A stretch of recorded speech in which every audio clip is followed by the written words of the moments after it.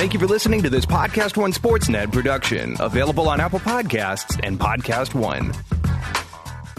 All right, March Madness might not be no more, but the excitement in sports this spring is lights out. With the NBA playoffs and the NHL playoffs ready to go, our friends at betonline.ag got you covered. Get in on the action at betonline.ag and use the promo code PodcastOne for your 50% welcome bonus. BetOnline.ag, your online sportsbook experts and exclusive partner of PodcastOne Sportsnet. The following program is a PodcastOne.com production.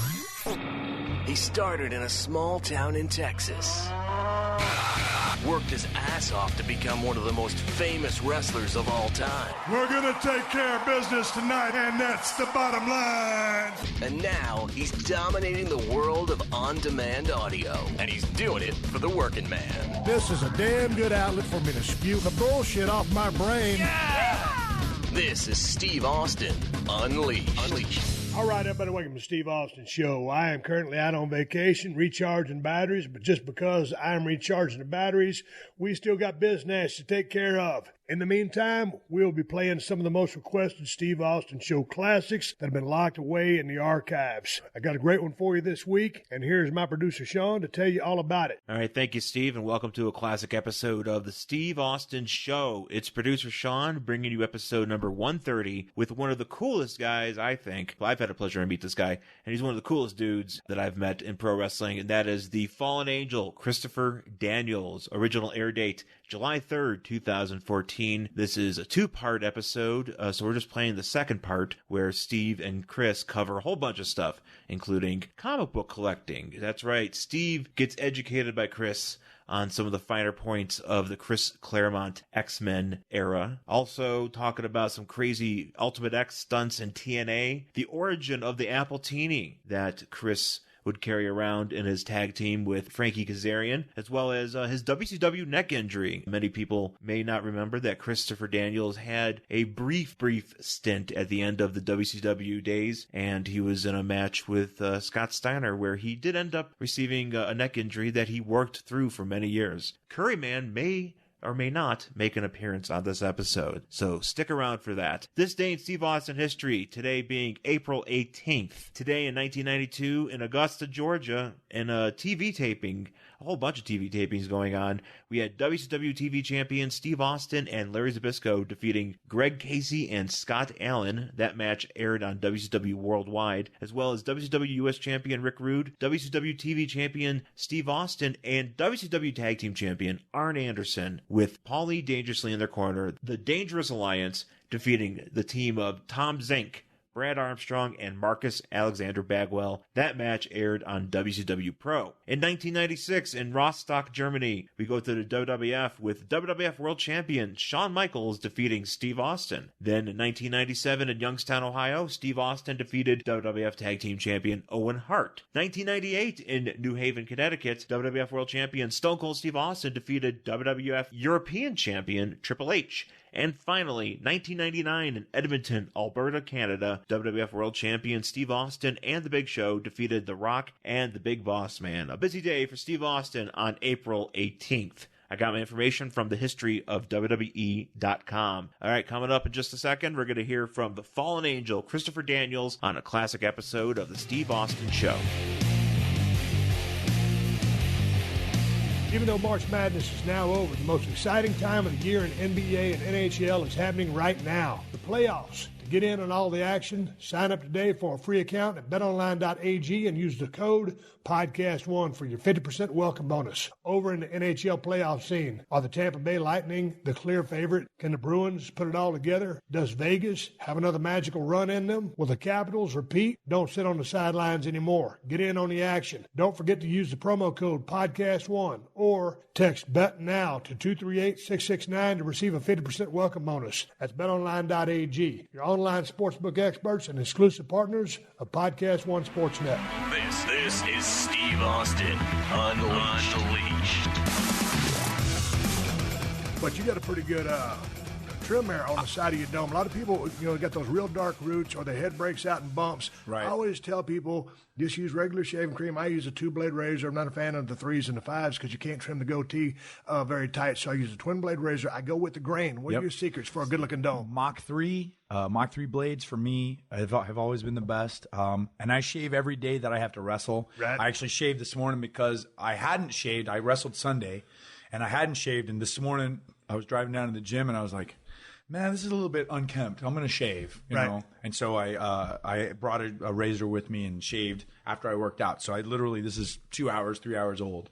So, yeah, I shave, like, when I'm at home. So when you shave your head, now, you put any kind of toner or any kind of conditioner or, like a lotion on your dome? No, just, shaving cream. But, afterwards. Nothing. A little bit of lotion sometimes, depending on how dry my skin is, but just shave it, man. That's it. Out in your neck of the woods, it's a little dry out there. Yeah. And especially, it's sort of high desert. Yeah, so, I was filming a Broken Skull Challenge out there, and we were talking, and literally I was about 20 miles away from you. Right. So it'd been an easy way to get it done, but I just never had time to get it done. Yeah, if your schedule was like more lackadaisical, but you were out, working, doing the working man stuff. So I understood. Check it out. Last week, you guys are hearing us talk, and this is just same bullshit session. He ain't gone nowhere. We're still sitting there talking to 316 Gimmick Street. The hands on my neon clock are spinning around like a rotisserie chicken. I love talking about pro wrestling so much. You got 20 years in business. We got a lot to talk about. But when I first started that show, I had 3 questions or a few things to ask you that I never got a chance to ask you because we just segued off and started shooting a breeze about the business. Yep. But like I was saying on last week's episode, I always try to give guys a few tips to try to help them out in life. Sure. And one of the things was carrying a pocket knife. Christopher Daniels, this is a yes or no question. Are you carrying a pocket knife on your person right now? No. Do you have one in your car? No, sir. That is strike one. Oh, fair enough. In your car, is there a set of jumper cables? Yes. Straight up? Straight up. Shoot. I'll show you after we're done if you like. Okay, I'm not afraid. I'm not afraid. Jumper cables. And, hallelujah. And a gas can. And a gas can. Empty gas can. Damn, you just scored a bonus point with that. Oh, God. All right. Goodness. Okay, now, I know you're not going to have this. God. 4-in-1 screwdriver in your glove compartment. No, sir, I don't. You get on the road, something breaks down, whether it's a Leatherman tool or a 4-in-1 screwdriver, you gotta have something for just some kind of little tinkering. I was never very handy in that. Oh, I ain't either. I just got one. You just have one. Hell, I might be stranded on the side of the road and a mechanic pull over and they say, "Do you got a screwdriver?" Yeah, I got one. Okay. Then you are ahead of the game. I'm like literally, if my car broke down, I would open up the hood and just stand there. Yeah. And not know anything about it. But these days, you just call a sumbitch up on the cell phone, and you get a tow truck out there. Back in the day, when we first got on the road, you broke down, you're hoofing it. Yep. And probably because you looked like a pro wrestler, as we did, you wasn't gonna get picked up by nobody. Nope. Okay, last one. Okay, out there where you live, do you have a spare key hidden somewhere on the premise in case you lose your damn keys? Yes, I do. Oh, dude. Okay, you missed out on a couple strikes, but you made points with the gas can. I'm proud of you. Okay, thank you, sir. Anyway, that being said, let's talk about wrestling. All right, let's do it. Where are we? Okay, no, let's go back. Comic books. What got you so into the comic book world? Because you're big into it. I am. Did you write this comic book that you gave me? I wrote this one. Yes, I did. And comic books and wrestling are the 2 things in my life that I can't remember how I started. I can't remember a time when I wasn't reading comic books and watching wrestling. Like, I don't remember the first comic book and I don't remember the first wrestling match, but I can't remember a time when there wasn't in my life. And I didn't really know I don't know what the appeal is, but the similarities between comic books and pro wrestling are huge. Right. And I've come to know that in the last couple of years. The 2 forms of entertainment are probably the only 2 that are every week, every month, a different thing, everything. You know what I mean? Like pro wrestling, every week there's a new show. Every month there's a new comic book. Comic books come and go, wrestlers come and go, but that genre of entertainment is always there. And I tell people the closest thing you're ever going to get to real life superheroes is professional wrestling, where we all have our superpowers, whether it's high flying or brawling or technical skill or, whatever it is. And there's good fighting against evil, and sometimes evil gets ahead evil gets ahead, but in the end, good prevails. And then we start all over again, and then it starts all over again. That's the way the comic books are. Like a superhero defeats a villain, and the next thing you know, there's another villain popping up.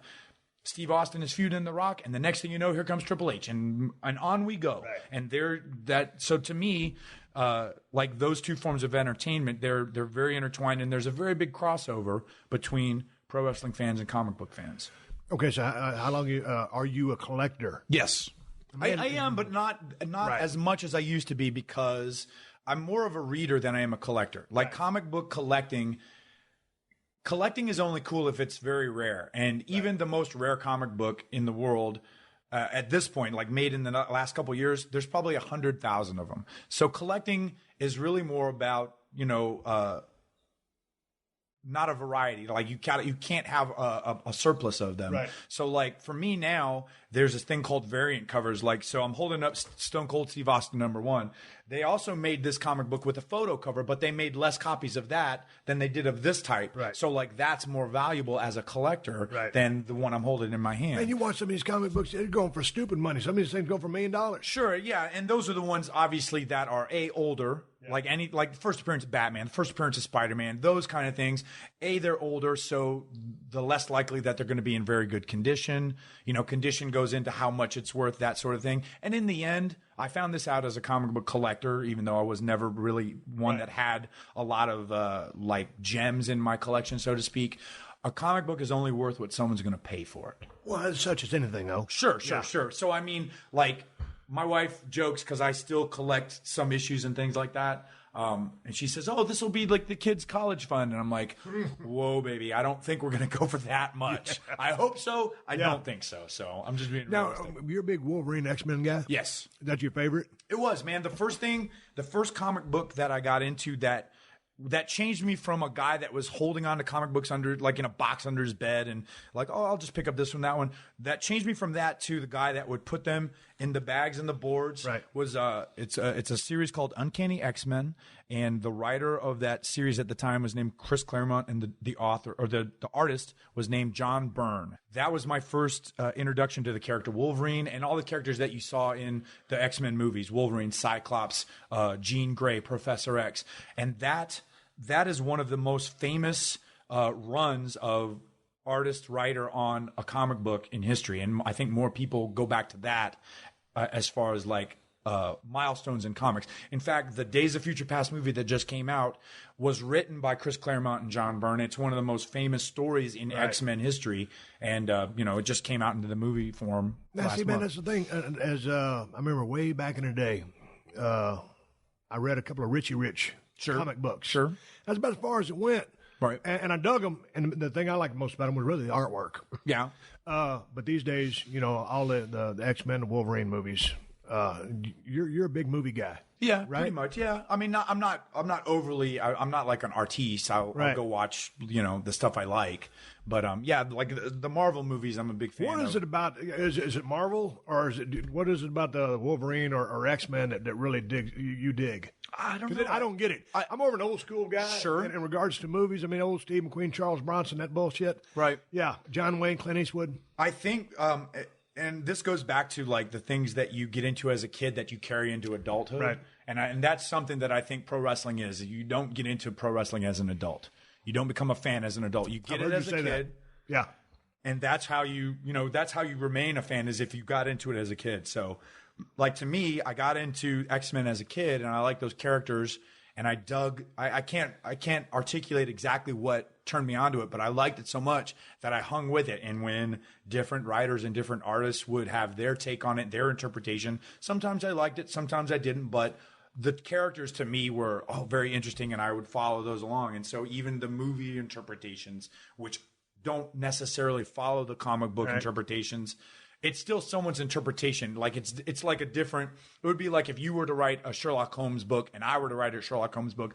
Obviously, we're two different authors. Right. We'll have two different stories, but the character, unless you write him as, an idiot, you're going to stay true to the character that you know.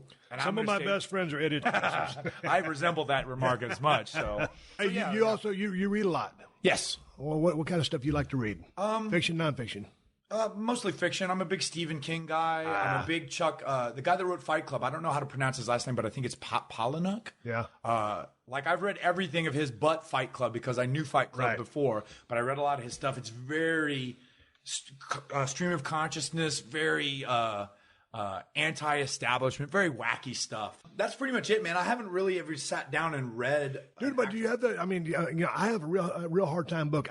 I have a real hard time reading books. That Gary Hart book, which I presented you last episode, I'm looking forward to seeing how long it takes you to read that, because I mean, once I got entrenched into it, don't get me wrong, I read fast. Yes, but it's trying to stick to the task at hand. I don't like ADD or whatever. Right. So you can just sit down and read for hours. Not necessarily, especially with kids. Like I don't get a chance to sit and be by myself. The odds are very good that I'll read this on a plane or maybe in a hotel room. Right. I might not read this at home. And honestly, I don't get a chance to go out and seek out new books to read. Like, I've missed the last couple of Stephen King's books, and those are he's probably the most prolific author that I follow. Like, I've read just about everything he's written, but I haven't read his last 3 things just because I haven't had a chance to go out and get it. And, that's on me. So, man, with as much as you're on the road and you're raising 2 kids, a wife and 2 kids, right? Good family. Do you have any hobbies, anything that you do? I mean, once you come off the road and then you go home, you're trying to spend time with the kids and do the family thing. Yeah. What do you do for Christopher Daniels in the vein of relaxation, not reading? I mean, is it riding motorcycles, riding bikes, taking hikes? What is it? I literally am. I'm a gym guy and I'm a comic book reader. Those are my passions and what I do when I'm. Dude, how many comic books can you go through in a week, and then just go buy them every single day, or well, what? I actually, now that the iPad is on, I can get them. Yeah, you can get them digitally. Electronic comic books. Yeah, man. Who would have thunk it? Yeah, they've got their own app, and you can read. Depending on how much storage that you have on your iPad. Okay, let me tell you what's going on here, folks. Christopher just broke out his iPad. Now, on the cover of your Twitter account there, you're smoking a cigar, or is that Frankie with a cigar? No, that's me. That's you. Yeah. That's what I thought it was. So you've got a cigar in your hand. Are you a cigar smoker? No. Oh, no. Frankie's the cigar guy. I'm the Appletini guy. Yeah, okay, I'm the Appletini guy. Now tell me about the Appletini, because you come out with a few in your hand. What's the story on that? At Slammiversary 2012, we had a promo to cut. And I got in my head that I wanted to drink a toast to the World Tag Team Champions of the World. That was myself and Frankie. And I thought to myself, well, what drink would I have in my hand where you would go, what a douche? And so I said, Appletini it is. So, I mean, I had watched Scrubs back in the day, and Zach Braff's character was an Appletini guy, and that was the joke. He was like, I love my Appletini with a little extra teeny. And I thought, that's perfect. And then, I didn't plan for that to become part of the gig, but the next couple of times that I was on television, I just had the opportunity, and I was like, all right, well, I'll keep running with it. And then all of a sudden, everybody that sees me, so where's your Appletini, Chris? And I was like, I don't drink inside. So, but do you actually drink martinis or vodka? Or I do on occasion as well, but I do on occasion. I don't drink when I'm at home. My wife doesn't drink, so I don't drink with her. I don't drink with the family. I might drink when I'm on the road, but it's very rare. I'm usually like a beer guy when I'm out with Frankie and the guys after what a kind show. Of beer? It depends. Like I've tried some IPA stuff, but I mean, I'm more of a, when push comes to shove and I don't know, I'm always like a Bud Light Lime or a Corona Light most of the time. Lime. So yeah, I got a lot of heat from some folks. You got heat for the Bud. Right do now. I? God damn! You can take a window, or you can take the stairs. Wait a minute! Now I have a gas can in my car. Does that get me back? All right, the gas can gets you back. Thank goodness. Hold on, swig of water for working, man. I tried to choke down my protein drink, and he just hit me with the goddamn Bud Light Lime. Son of a bitch. Lisa Marie Varon somewhere is laughing her head off because she always buries me for drinking Bud Light Lime. Oh, well, I heard Zach Ryder was a fan of Bud Light Lime, and I'm like, holy shit. Now, when you say Corona with a lime, you got to have a lime and a salt to make it something that's drinkable. You mentioned IPAs. I've really gotten into the IPAs lately, and that's something I've talked about them many times on my Twitter account and on the podcast. But, I mean, it's an acquired taste. Sure. I had someone just go out and send me a story on questions@steveaustonshow.com and say, hey, man, I took your recommendation on the IPA, and that shit sucked.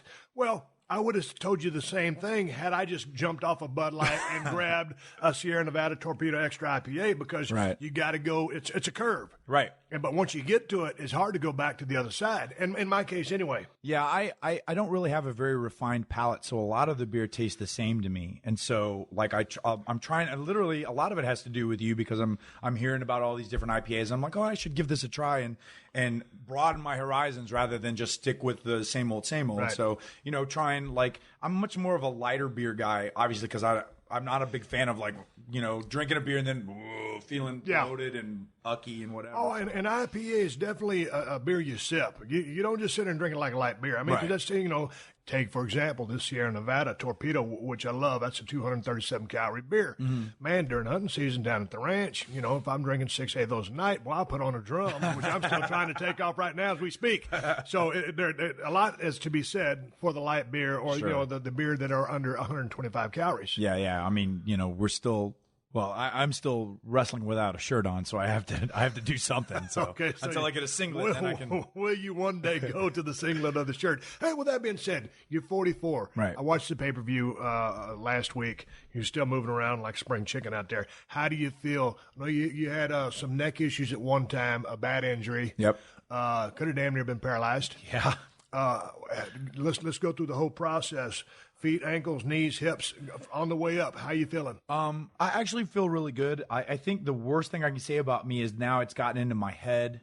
Okay, now you say you're feeling really good. Is that for future bookings or is that a shoot? No, that's. I get people on the air saying, man, I feel like shit. And all of a sudden I get them on the air like, I feel great. I got 10 years left in me. I feel really good, and I say that because I'm very happy where I'm at, and that has a lot to do with it. But yeah, I'm very lucky in terms of injuries. I've only had a couple that were really, really serious, and but at this point now, I find that I have to get out of my head the idea that, oh, I'm too slow. Oh, I'm going to blow up. And I have to get that out of my head. Like it's almost like I psych myself out sometimes. Like, for example, Sunday, I knew that we were going to be in a hot box of a building and we're at the semi-main event, and the two guys that I'm wrestling have got gas tanks. And I'm thinking, all right, I gotta go with these guys. And in addition to not being a very comfortable baby face, I was like, all right, man. All right, get yourself ready. Hey, that being said, I almost thought as I was watching that, man, you almost kind of wanted to see you and Frankie as the heels and the young guys as the babies. I think, and this has everything to do with, it's their show and their direction. Right. So, I mean, if it were up to me, I would have loved to gone in as the heels and been the established guys fighting down the young guys coming up. But it just wasn't the table that was set. And so, you know what I mean? Yeah, I mean, you got to go with the flow. Sure, of course. And a lot of it too, like I knew, or they knew, and I sort of agreed with them, like me coming back was going to get a welcome back. Like, honestly, right. The last couple of months, Frankie and I have been sort of treated like prisoners of war. Like, people are like, oh my God, we're so glad you're out. I'm like, okay, well, thank you, right. But you mean the exit from TNA? Yeah. I mean, I feel like how did that go down? Bad feelings, animosity. They not tried bad to trim feelings. the budget. I can say I was disappointed with it. Right. I feel like for a long time, Frankie and I made a conscious effort to be their tag team, to be the established tag team. We wanted to be, and when we got this together, in my head, I wanted to be in the next Beer Money, because those were two guys that at that time they didn't have plans for in a singles. They put them together and put emphasis on them as a team to the point where they split off. They were bigger stars than when they went in. And that was where Frankie and I wanted to go. And it seemed like for a couple months they were on that page, and then all of a sudden they decided to go a different direction, and Frankie and I are still there. And then they start making up tag teams, and Frankie and I are still there. And it seemed like we were the bitches of the tag team division. Right. Like, anytime someone needed to do a job, it was us. And I was like, well, we got to come up for air at some point. And that never happened. Never let you come up for air. Never. The bitches of the tag team. Yeah. So I never heard it broke down like that, but highly effective. Yeah. So, I mean, I was disappointed. How is the direction of that company? Are they on a steady course? How much longer can they survive? I don't. And I'd like to see them survive forever and ever and ever. Absolutely. I'm just talking about numbers. I tell honestly, there's a part of me that wants them to miss me. I mean, because Oh, yeah, of course you want to be missed. Of course. But just as a business model for guys and gals to have jobs and to create whatever competition it is, I just want guys to be able to have jobs and right. for it to be a place to wrestle. So can they keep maintaining and keep above water? I think that I feel like they're sort of in a rebuilding pattern. Like, they've gotten They've changed a lot of the roster. They've decided to go with different guys. I heard they're fixing to go back to the 6-sided ring. Is that true? Today, like they're doing tapings now, is today. that progression or is that regression because you're going back to what was? I don't know, man. I remember. Well, how do you feel about it? Because you've worked in both of the 6-sided ring and a squared circle. What do you prefer? I honestly don't have a preference, and I liken it to like it's Come like on, telling Christopher. no, honest to God, because Really? if I'm eating a steak, who cares if the plate is round or square? Right. Do you know what I mean? Yeah. As long as what's going on, and this is for me. When I was there and we had the square circle, and then all of a sudden they're like, okay, we're going to do a 6-sided ring, and I'm thinking, okay, I had seen that in Mexico before, and that's where I believe Jeff got the idea that hey, let's do this and be different from everything else that's going on in the States. Okay, I got that. And so it took me a little while to get used to it. The tough part for guys, especially guys like me that do a lot of flying, you stand on the top rope at a 90-degree angle and you put your feet there and it's easy peasy. You open that angle up to about 130 degrees and now you're almost standing like a duck, and it's very difficult. So that was the one thing that I had to get used to, but it didn't take me very long. And once I got used to it, like everything is just a matter. The tough part was, other than standing on the top rope, like taking a bump and then knowing where everything was, because everything was circle. It was almost like being in a circle. And now you're like, okay, where's the hard cam? Where's my corner? Where's his corner? I remember doing a tag match, and I tagged my partner, Elix Skipper. Whatever happened to Elix Skipper? I've never heard that name again. Oh, he had got injured, and then he went into he manages a couple restaurants in Atlanta. Okay, continue the story. So anyway, I tag Elix, and I go in, and he goes out, and he goes to the wrong corner because they all look alike, and they're because I'm like, get over to the other corner, brother. But I mean, that was a difficulty as well, and so then you had to start using things other than the corners to be like your landmarks. Like I knew where hard cam was, I knew where the entrances were, and that's how I knew where my corner was. Okay, that being said, there's your 2 marks. But did you ever work to a hard camera in WWF right towards the end? They really want people to work towards that hard camera. And for a pinfall or an important part of the match, I never did that. I just worked the ring. Hell, they got 6, 8 of them, and a bunch of them handheld. Right. So I always made the camera come to me. Did you work for a camera? Because to me, that was a dynamic that I did not want to think about or entertain, because I knew where everything else was. I knew all the things that I need to do, but that was not one of them. Well, I had a theater background, so I understood the mentality of having your audience on one side, and that's not always the way wrestling is. But in terms of television, the majority of your audience is the camera. So it was easy for me to go, all right, well, let's turn this way. And I feel like I learned, not quickly, but I learned enough to make it look natural rather than bump and turn and cover and there's your hard cam. I figured a way to do it where it looked natural versus looking staged or looking forced. So I want to talk a little bit about some of the matches that y'all had down there during your tenure at TNA. And I want to start off with the Samoa Joe versus AJ Styles versus Christopher Daniels. It was TNA Unbreakable in 2005. That's it. God dang, it's been a long time. I know. Damn near 10 years. Yeah. But anyway, it was. I think Dave Meltzer gave that his match of the year. I think so. I know he gave it 5 stars. So. Yeah, he gave it the match of the year. Oh, thanks, Dave. But I'm not blowing smoke up yet, because you was also in the worst work match of the year, which was the reverse battle roll. Yes. I built his ass up, and then I chopped his legs out, raked his eyes, got to get some heat. Well, we're going to get to the heat later.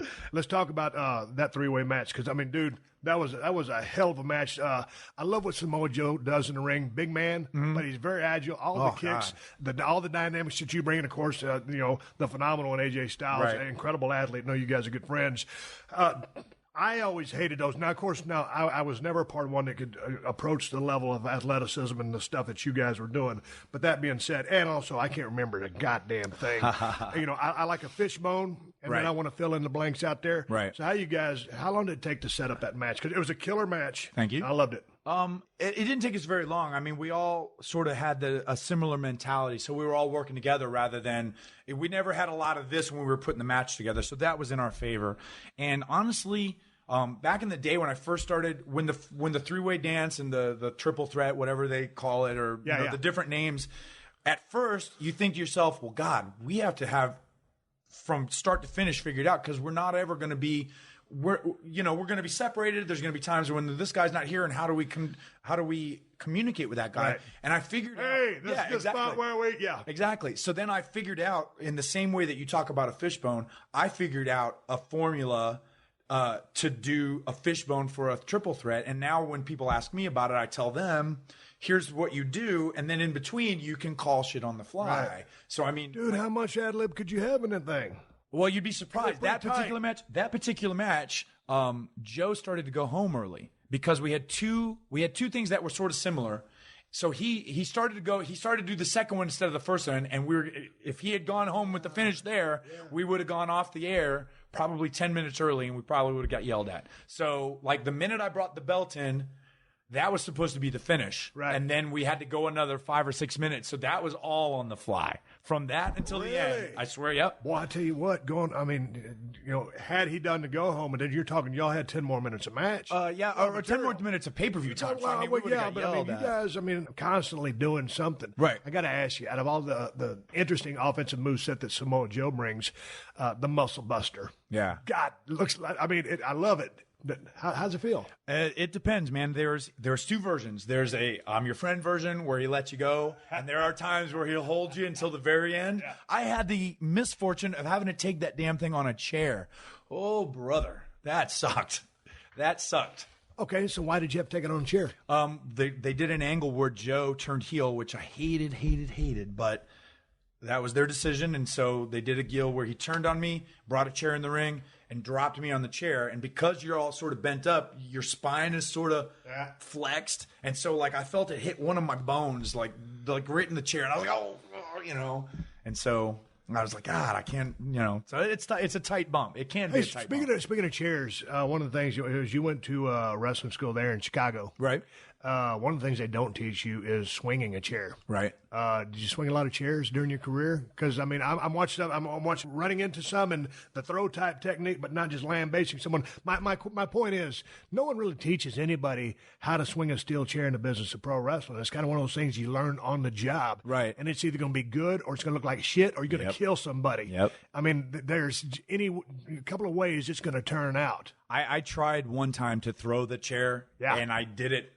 Instead of it going flat, it turned sideways right away, and it hit Hernandez right here and split him open. And we had to go and do like an in-ring brawl right after that. And afterwards, I was just like, I felt so bad. Oh, no, he's a big tough dude too. So he was cool with it. He's a sweetheart, though. Yeah. But just like you feel like such a piece of shit when that happens. You're like, God Almighty, and you apologize, and the guy's like, no, it's cool, and no, man, I'm so sorry. Yeah. So. But that's the thing, man. It's like when someone's giving you their body, right? It is incumbent. You must take care of the body, and of course, accidents happen. Sure. I've heard a few people in the ring and vice versa, but that's just the way it goes down. Yeah. But back to this damn three-way match.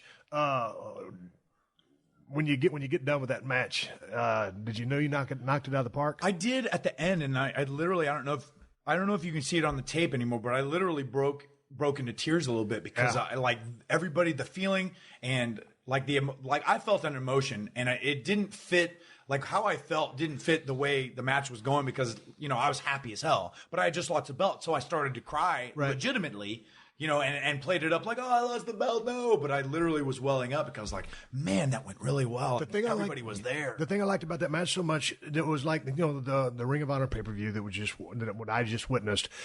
It was very fast paced, but this, it was paced, but there was plenty of salesmanship, right, and just plenty of action. Y'all just walked the tightrope with perfection. You didn't try to put too much shit, 20-pound shit in 10-pound bags. I would say it was the perfect amount and of everything. And I think something that not everybody realizes is how much a crowd adds to a match. Like that crowd, we were so very lucky because I feel like that crowd was so ready to watch 3 TNA homegrown guys and our skills in the main event. That was the first time that the X Division title had been defended in the main event. We went on after Raven and Rhino, who were 2 established superstars, like not TNA homegrown guys, but stars. And we were the main event. And, it was all of that culmination of Joe being on a roll and AJ being over. And I had held that belt for 6 months and was getting like a good head of steam. And those people wanted to see the 3 of us go at it. And it was like the stars aligned. And you don't understand how a crowd adds until after the fact. And then you're like, man, if I was in front of like 50 people, nobody would have talked about no one would have got it, and you wouldn't have had that. Watching it, you don't have that audio feedback, right? But that crowd was totally into that match, and it totally enhances everything. I do a match of the week, and I recently recommended it was Ole and Arn Anderson versus Rock and Roll Express, and the match itself was less than 7 minutes by the time they locked up and went home, but the crowd was just like on fire, and of course the Rock and Roll had that chick factor, so it was shrill, but they were over with everybody. Right. But it was just the dynamic. I mean, first of all, it was a bust-ass, badass match, and if you watch the actions of all the people that were in that ring, just a little nuances. One time they start working on Ricky's eye, and as Arn goes to send him in, he's still holding his right eye as he'd been sent into the ropes, and the body language from Ole and all of the guys. But it's a little thing. But the topper was the crowd. Right. Make sure to stick around after this podcast to get the latest headlines from the AP News Minute. Hey, it's Adam Carolla letting you know about my newest podcast, Going Racing. Me and Matt, the moderator, DeAndrea, that is. We'll highlight the fastest cars. We'll talk about the best races and the best celebrities in motorsport. Subscribe now at PodcastOne. This is Steve Austin Unleashed. Hey, man, let's talk about Bound for Glory 2009 Ultimate X Match. Tell me how you go about setting this thing up and the danger factor, because this thing has death and destruction written all over it with the height involved, all the combatants, and all the stuff that you guys are trying to pull off here. Well, how long does it take to create that match? The funny thing was that the lineup of that match changed because D'Angelo De Niro, the guy that used to be Elijah Burke, he was originally in that match, and he had a death in the family the day of the show. So they took him out, and they added the Motor City Machine Gun. So it was Chris Sabin and Alex Shelley added to Amazing Red, Suicide, myself, and Homicide. So the addition of an extra guy, now there were 6 guys in the ring, it sort of split the amount of big bumps that we had to take into 6 rather than 5. And like putting that match together, it's sort of like a traffic jam. I mean, you really have to keep in mind where everybody is. Now, before you go, the Ultimate X Match, to my listeners out there who do not know what that means, we're in a 6-sided ring. You got 2, what are these things called? Trusses. 2 trusses up, and that top, where then the ropes... The cables go to a belt hanging. Yeah, the ropes How high up are those cables? Like 15 feet from the mat. It looks like a long... Yeah, especially when you're up there looking down. Okay. It looks way far. Okay, so you're creating this match. Okay, so the idea is, and it's one of those stunt show matches. I mean, we all train to lock up and take bumps. Yeah. Then all of a sudden, there's stunt work involved. You have to climb things. You have to traverse hand over hand on these cables. And this was the first one where they had the trusses over top. Like Frankie and I, Frankie, who was Suicide at the time, Frankie and I had an idea for a finish, or at least a spot in the match, where we would stand on the top of the ropes and do something. And then we get there and we find out that there's trusses above it, which means you can't stand on the cables themselves. So that had to switch. And that turned into the spot where we sat on the ropes and did what we did and scared everybody to death. But yeah, we like for that match, the idea is, it turns into like the match you were talking about on the Ring of Honor pay-per-view, where there's a lot of action, and a lot less selling. And my thought process to that is, the problem is because there's so many people selling, the attention is always on the action. So you don't see the other 4 guys selling down. So conceivably we're trying to sell realistically, or a time period that seems realistic for what we just took. But at the same time, they're watching the other 2 guys, so you might not be aware that we're selling. So it's a difficult give and take. You try not to split focus. There's 6 guys. You're trying to, layer the maneuvers and the bumps to a point where it builds rather than just turns into spots for the sake of spots. Okay, so you guys are the combatants in the ring who are going to execute this thing. And right now I'm watching a crazy sunset flip off the top of the turnbuckle by other guys, and you just done some crazy-ass bump. So how do they approach you when they say, hey, man, we want you to put your life and your health on the line? We don't know what we're going to pay you yet, because we ain't got the pay-per-view numbers in, but we're asking you to risk life and limb. Sometimes they tell us by announcing the match on Twitter or the internet, and that's how you find out. So. Yeah, watch a little... the little highlight reel. Now, see, this actually went really, really well. Like, in terms of the flow, I felt like we had a good flow with 6 guys. It's always, like I said, it's always a, you figure out a flow of like dive sequences and what's gonna, you put them in order so that like the one after it doesn't, go downhill from the one before it and things like that. So there's a trick to it, man. I mean, now see, here's some Lucha stuff. Yep, that's Amazing Red. Okay, and Amazing Red's still around now. Where's he at? He does a lot of stuff in the Northeast independent scene, and it's possible that he'll return to TNA at some point or Ring of Honor at some point. I still think he's one of the best in the world, and for this sort of thing, it sort of has to go. You have to get everybody moving at once, and then sort of filter down to where 4 people can sell and 2 people can do stuff, so that the focus isn't split. Right. And it's tough to do something so quick and like 10, 15 seconds into a match where everybody's down selling, so that 2 people can be the focus. But everybody came out of this match unscathed. Yeah, especially me, which is astonishing because, everybody in the arena thought I passed away right in front of them. I got yelled at. I came backstage, and Samoa Joe, one of my best friends in the world, threatened my life. He said, if you ever do that again, I'll kill you. Really? He was furious with me, furious. How come they never would really give him a full green light push over there? I ain't considered a green light push. I just think so much of his work. I mean, he's not ripped to shreds. He's not jacked up. I just like his body language, his work. I like everything that he does. Honest to God, I think the first year and a half, he was the closest thing that we had to a Goldberg phenomenon. Right. And then, in my opinion, when they brought Kurt Angle in, the first thing they did, they put him on pay-per-view, and they put Kurt over on him, and that did a lot against Joe. Right. My mentality, and to me, it would have been better because Kurt was just coming from the WWE, and like I said, this is all my opinion. If Kurt had come in and Joe had gone over on him, and Kurt came the next day and said, you know what? I underestimated Joe.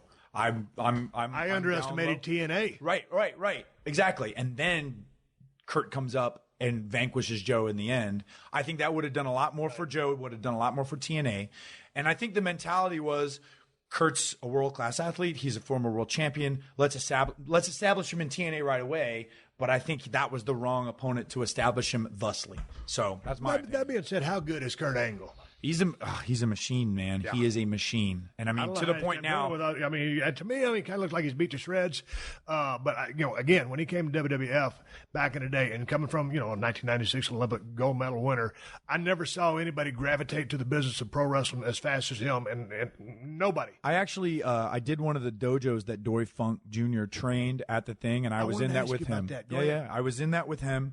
And, he had not just come out of the Olympics, but you could tell at that point that he was still sort of the mindset of, all right, my wrestling is real and this is something different. And I'm going to give it a try. I don't know if this is going to – he was very serious. Like I remember one time he's running on the treadmill, and we're in Titan Towers where the gym was, and he's running the treadmill, and I'm just joking around. I got in front of the treadmill like I was a relay racer. I was like, come on. And he's like, get the out of here. And I'm just like, all right, man, I'm just screwing around. But yeah. And, and then 3 years later, he's wearing a tiny cowboy hat, and Yeah, well, I broke 3 bones in my back, and we started doing a bunch of comedies. And I love working with that guy because that was totally ad lib off the cuff and a bunch of bullshit. But it was lots of tickle butt.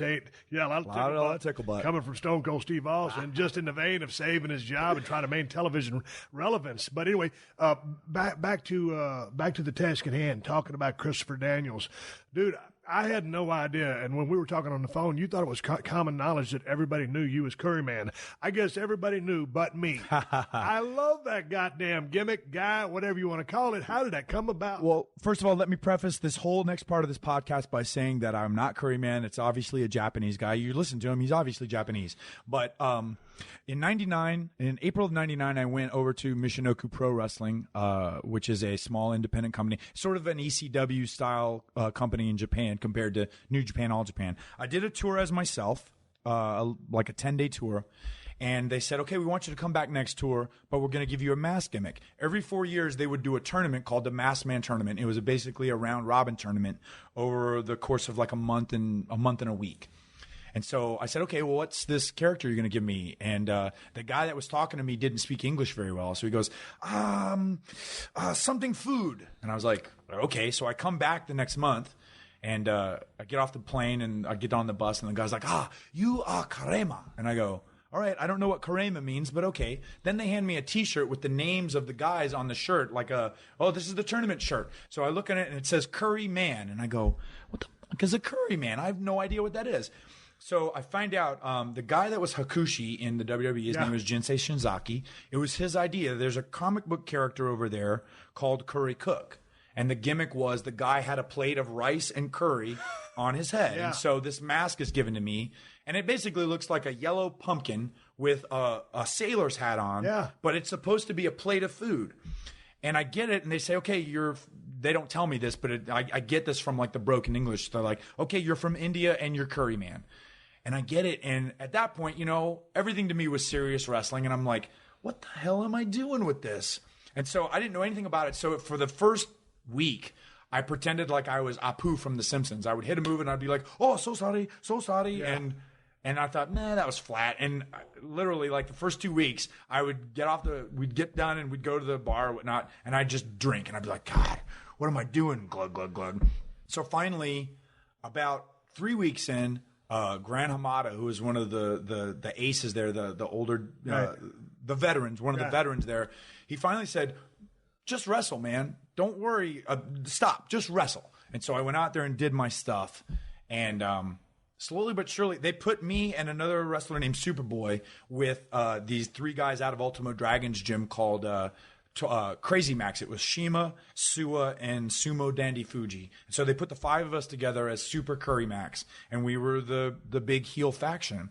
And because of all that, I got over to the point where... So Curry Man was a heel in Japan? Curry Man was a heel in Japan at the very beginning. And I kept coming back. I would do tours with them. And finally, I hated the outfit they gave me. It was like a Sabu baggy pants and a yellow singlet. And they gave me a cape that I wore on the mask. And I hated it. So finally, one tour I came back and I had a cutoff shirt. Something that Billy Gunn had sort of inspired me to do. Yeah. And I started wearing wacky hats and I wrote the words "Eat Me" in Japanese on my arm. Right. And I started dancing to the ring. I was like, screw it. If I'm going to do this wacky character, I'm going to have fun with it. And so I started doing this wacky, dancing strut. And Shima had done this intro where it was very almost like he was, masturbating. And so we would get into that and sort of do like this trio of masturbating nitwits when we would do this entrance, and that all sort of went into the character of me just goofing off and having fun. And so I did Michinoku for a while, and then I left to go to WCW. When I got back to Japan, I went to New Japan for a while, and the thing that I looked at in terms of Curryman was like everybody was wrestling. It was all wrestling. But for me, the presentation of Curryman stood out from the very serious guys like Tiger Mask and Jushin Liger and, great Sasuke and Michinoku Pro. It was more of a fun character. But once the bell rang, I was wrestling. So when you get to watch this, this is the I don't have my external speakers plugged in on my computer, but this is a TNA Curryman custom Titantron entrance video.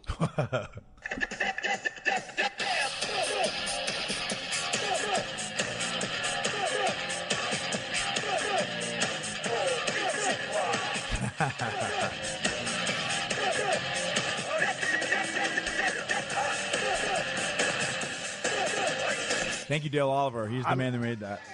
That's the most fun video. If you guys can hear the lawnmowers outside, it's because my yard guys just got here. But anything goes out here at 316 Gimmick Street. The noise that you hear in the background, it's for free. Just like this download is. You ain't got to pay nothing for this sumbitch. I'm sitting here talking with Curryman.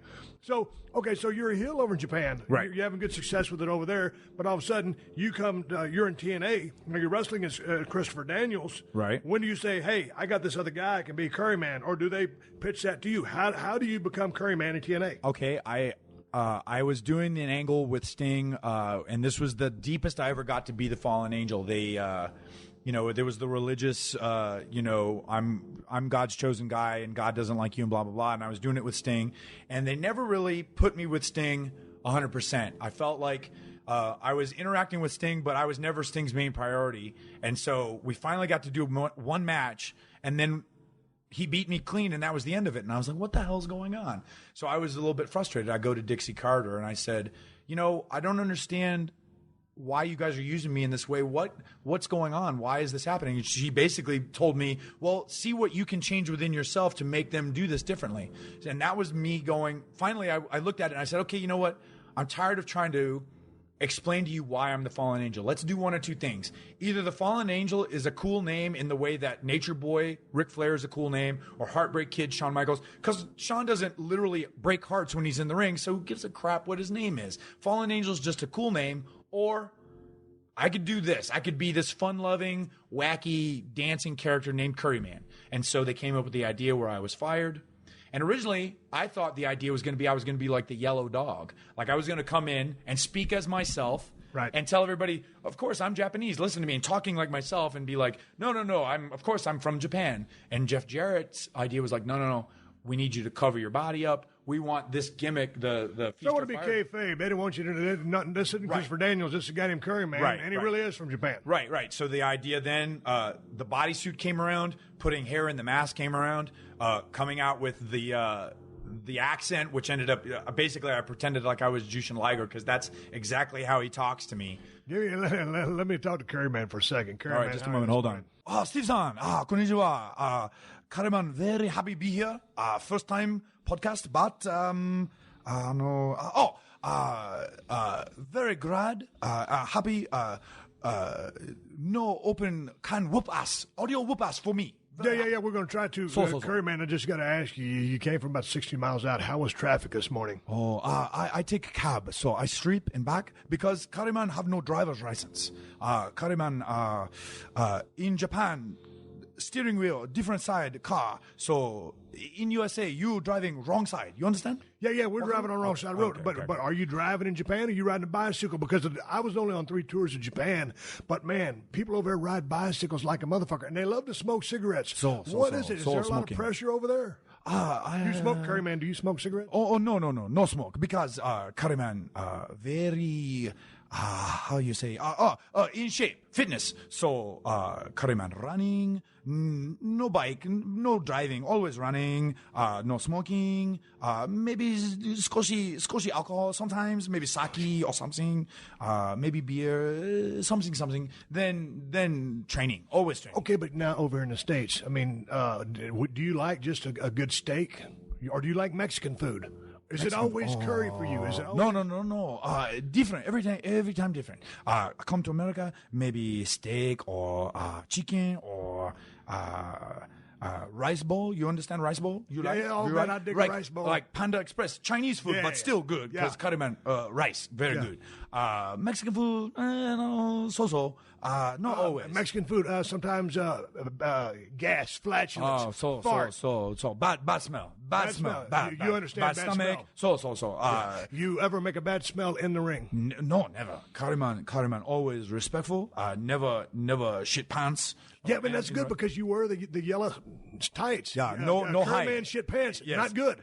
Then everyone know Curryman accident. Bad. Okay. We're sitting here talking to Curryman. I appreciate that. I love it. But I love the gimmick. I love the character. I never figured in a million years that was your serious ass doing that gimmick. Yeah, man. Yeah, I once they came to me and they said, okay, this needs to be completely different. We're not going to do the wink and nod like this is Christopher Daniels. And I had pitched ideas where I would win my job back and like I was wrestling somebody and they'd take the mask off, but the referee wouldn't see. And then I would win and they'd say, okay, you lost the match, but you won your job back, or things like that. So finally they came to me and they said, this has to be different. So at first, like I don't speak Japanese. I learned enough to pop the boys overseas. And so I would come over and when they gave me the microphone. I always tell my story about popping the truck. When you say pop the boys, for those people listening overseas, I got an email from Saudi Arabia the other day. What do you mean pop the boys? I would do stuff that like the other wrestlers, when they saw me do it in the ring, they would have to like bite their lip and something that was entertaining to them. Yeah. And like you've said before, if you can entertain the guys that have seen everything, you're doing something right. Yeah, if you can get a response out of your peers, you're popping the boys. Yeah, and so like I learned, like I knew I don't have an aptitude for language where I would learn the whole thing, but I learned enough buzzwords where if I said something in the ring in Japan, the Japanese fans would react and the boys would react. And so when I got to TNA, and they would give me the microphone, all I would do, which I thought was clever, I would just recite names of wrestlers. And thinking, like, if I said it like I was speaking a sentence, I would say something like, Misawa Mitsuharu, Kobashi Kenta, Ikuto Hidaka. And you'd be like, I don't know what he's saying. And all I did was name 3 wrestlers. Right. And then Mike Tenay blew the spot. He's like, oh, he's talking about all the Japanese wrestlers he's met. And I was like, no, Mike, you're not supposed to tell everybody. Kayfabe, brother. So, hey, kayfabe. Hey, so Curry, man, speaking. Hey, man, before we wrap up this conversation, plug a little bit more social media. I want to talk to you about your neck injury. Guys that have common injuries. I had a little neck incident myself. What was the deal with your fall? Because I thought when I first heard of your neck injury, I was thinking it was when you were suicide. And there was a bump. It looked like an X match. Right. No, What that was the X match you're talking about. It wasn't me as suicide. It was me as me. But Frankie was suicide. How was Frankie at the end of that bump? He was fine because he was facing forward. Like we were sitting on the top of the buckles, and the idea was just going to be like a flatliner. So it was supposed to be a flat back bump. But when he got off, my legs were still there, and so my legs held on to the ropes a little bit longer. So basically I came straight up and down, but because I was holding on so tight to Frankie, Frankie came down hands and knees. So literally the back of my head hit, but like that hard. Okay. But your neck injury happened at WCW. Right. Yeah. I had a tryout, or not a tryout. They did a gimmick. This was the week after Sid broke his leg in WCW against Scott Steiner. And so Terry Taylor called me, said, okay, we want to do a match with you and another California guy named Mike Modest. And, they were still building the cruiserweights up. And so it was going to be like, the story was going to be, hey, we're giving the cruiserweights a chance to shine. And at the end, Scott Steiner was going to come out and waylay us and break both our legs. Not even a minute in, I jumped to the top rope. And it's something that I had practiced like all day that day and hit it every time. I jumped and my foot slipped. And I was coming down and going backwards. And I thought, well, if I tuck my chin, I'm going to break my neck. So I got to look back. So I tried to get and land on my stomach. And instead, I landed on my forehead. The minute I landed on my forehead, I lost all the feeling in my left arm. And then, like, from then on, you can see as I'm running, it's like I've got a shoestring hanging from my shoulder.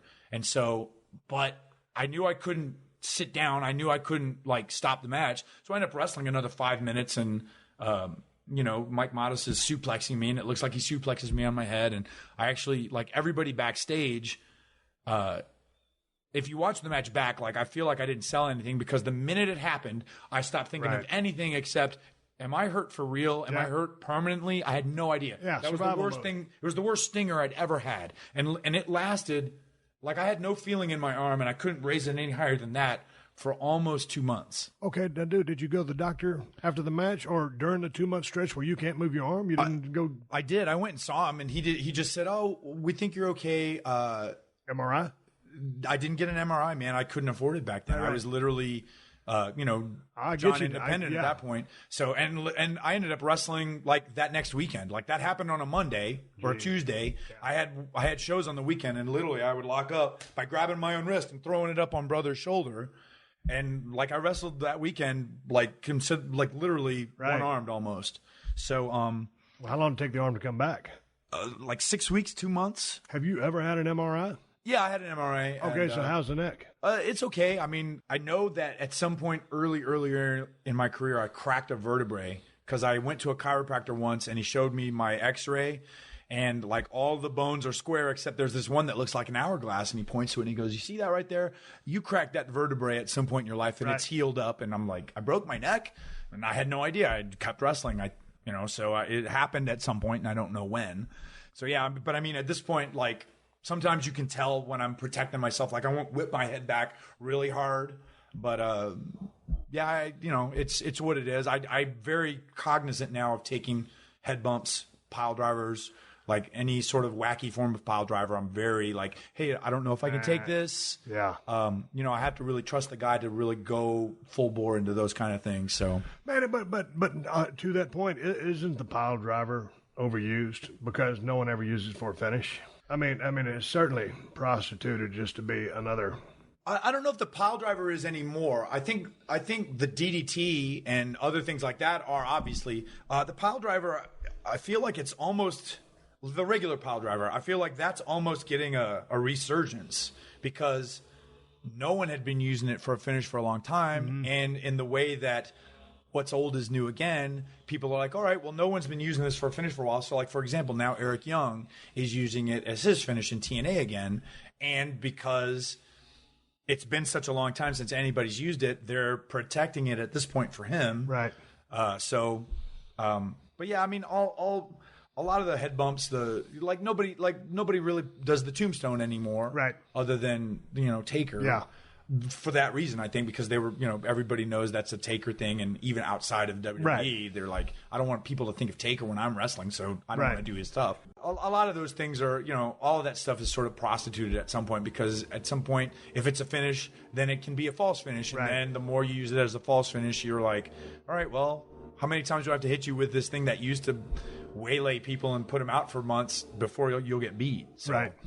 Okay, out of your entire career, the pinnacle, is there one defining moment or period? Not really. I have to say, all the stuff that I did with TNA, I was really thrilled with. And Ring of Honor, too. Holding the X Division title for a good period of time. I was the first guy to hold it for 6 months. And the only guy that's ever held it longer than that was Austin Aries. Right. So that to me was a pinnacle for me. And, getting to hold the tag team championships with AJ and with Frankie, those to me, especially the last 2 years of my career with TNA, being with Frankie and being Bad Influence, that to me, I feel like we were the people's choice. We weren't necessarily the booker's choice, but I feel like we got the people to appreciate our work. How frustrating is it to be not the booker's choice? Oh, God. You want a third podcast with me? I got another 5 minutes. I mean, because certainly I had my bureaucratic red tape back in my days in WCW. So speak to that when you're not the chosen one, or the chosen team. I was told I got let go in 2010, and when I came back in 2011, Vince Russo had a meeting with everybody, and he pointed me out specifically. And he says, "Chris, the only reason you were let go back then was because you weren't over." And in the back of my head, I thought to myself, "Well, wait a minute, Vince. When was it exactly that you had all of your ducks behind me, and I went into the ring and shit the bed?" That never happened. Right. So, I mean, okay, I'm not over. Yeah. That's fine. But that's like pointing a flashlight in the corner 3 feet away from me and going, I can't see you. Right. Of course, he's the guy that's directing the show. If I'm not a priority, obviously, I'm only as important as you project me to be. If you say... Damn right. Exactly. So, when I got back... they're like, get yourselves over. So the last 2 years, Frankie and I were like, well, screw it. Let's go out there and have fun and be entertaining and try to be, out of the 2 hours, try to be the one thing that people are talking about the next day. And you look at the times we did Throwback Thursdays, the times that we did in-ring promos, the times that we had, the matches that we had with Kurt Angle and AJ Styles. We got to the point where they were beating us all the time, and we would come back and be like, hey, what's going on? They're like, you guys are so over, you're bulletproof. And I thought to myself, well, if we're so over that you can beat us all the time, how over would we be if you protected us for a little while? But that never happened. Right. And again, I thought to myself, well, we'll come up for air at some point, and then all of a sudden... The bulletproof line is a kiss of death, Yeah, I should have known, but... I always was holding out hope, no, we're good. They've got to see what everybody else is seeing. Okay, now speaking to the younger generation out there, or the people that want to get into business, or that have been entrenched in the business for a few years, hindsight being 2020, what would some pieces of advice that you would give guys in the business that are still kind of green? Again, I don't know if this was on the air the last time or not, but I always tell guys, work as many different places as you can, as many different people as you can, for as many different promoters as you can. So you get that variety in your, you see a variety of styles, you adapt to that variety of styles. That way, when you get that opportunity, you can adapt and change and grow into the spot that promoters want for you. When you become a commodity to a promoter, when you can wrestle anybody, I'm not sure I'll just throw this guy in this spot, and you go out there and you have a good match in that spot that he gives you, and he trusts you to do, whether it's opening match, main event, high flying, brawling, technical wrestling, whatever it is. When he trusts you to be able to do whatever he asks you to do, that's when you become a commodity. And when you become a commodity, that's when you can start building a resume and getting better and getting somewhere. You look at the guys that came up through the independents that are sort of on fire now with WWE. Cesaro, CM Punk, Daniel Bryan. Those guys were all over the world, wrestling all different kinds of guys. Wrestling guys that were better than them, guys that had no business being in the same ring with them, and they learned to adapt and evolve to the point now where no matter what you tell Daniel Bryan to do in a wrestling ring, he can do it. Right. Okay, that being said, and that's a damn good note, but, okay, in regards to bumping, every bump comes with a price. I mean, dude, you've taken some spectacular bumps yourself. Yeah. But just to the fact that the body's only got so many of them in there, pick your spots. Yeah, absolutely. And I'm probably a bad guy to toot that particular horn because. But you've gotten away with it for a long time. I have, and I'll give you a specific example. One time I did a match. It was a 4-way match on a live event, and I came back and Matt Morgan said to me, "Man, that was really hard. You worked really hard out there." And my response to him was like, "That wasn't hard for me. Like to me, that was I could do that same match 4 nights in a row." Yeah. So, I think it's case-specific. It is case-specific, but as a blanket statement... Sure, you've only got to set them out. Everything adds up. Sure, You've been lucky. I mean, not lucky. Let's just say well-prepared. Skill set, coordination, and everything that goes with it, and preparation. Yeah, and I feel like I wrestle smart. I may take a lot of bumps, but nothing dangerous. Outstanding. Nothing dangerous. I'm never going to do something that I can't do 10 times out of 10, whether it's 40 minutes in. But I got to call bullshit. That's fine. I mean, okay, you have done dangerous stuff. I have, and I've not listened to my own rules before and paid the price. Yeah. So yeah, like that specifically that time. Some of that X stuff, some of those bumps. There's as good as you can be. It's not like you do that on a night in, night out basis. Right. So you're thinking, okay, if we come off like this, we should land like that. Right. But as you know, it's not always the case. That specific night, it was way bigger a bump than it should have been, and I completely own that, and I'll never take that particular bump again.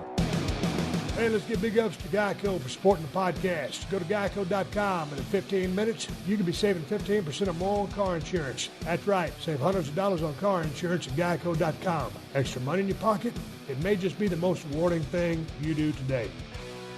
All right, I'm giving Sean a go-home cue, so let's wrap it up for this week. Make sure you check out PodcastOne.com and subscribe to The Steve Austin Show so you don't miss any of these classic episodes. Before I ride off in the sunset, I do want to throw out a couple of plugs. I still got a beer. It's the Badass Broken Skull IPA, the finest IPA in the United States of America, and that's the bottom line. Made by El Segundo Brewing Company.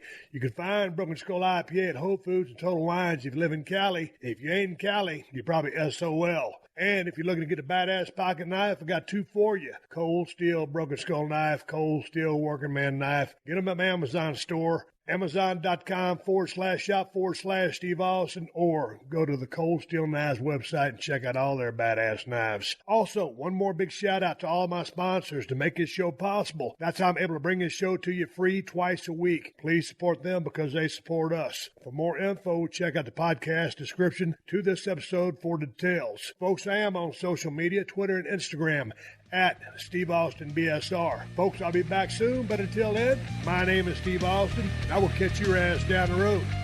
Download new episodes of Steve Austin Unleashed every Thursday at PodcastOne.com. That's PodcastOne.com.